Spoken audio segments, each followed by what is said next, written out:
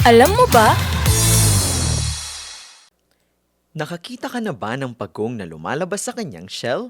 Sa mga cartoons kasi, di ba't madalas nating makita na parang damit lang na nahuhubad ng mga pagong ang kanilang shell? Pero sa totoong buhay, imposible yon. Ang shell kasi ng pagong ay hindi lang patong na proteksyon dahil ito ay bahagi mismo ng kanilang kalansay o skeleton. Ang kanilang spine o backbone at mga ribs ay nakadikit mismo sa shell. Kaya kung susubukan mong tanggalin ang shell nila, parang tinanggal mo na rin ang kanilang buong tulang likod. Pero, bakit nga ba sila may ganito?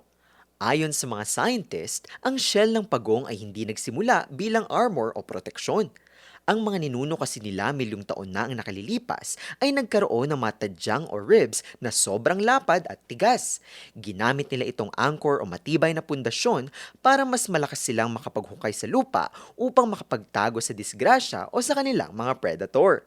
Ngunit sa paglipas ng panahon, ang mga naglakihang tadyang na ito ay nagdugtong-dugtong hanggang sa mabuo ang matigas na shell na alam natin ngayon. Samantala, ang mga natuklasan namang soft-shell turtles sa Apayao ay mga pagong na hindi literal na may malambot na shell.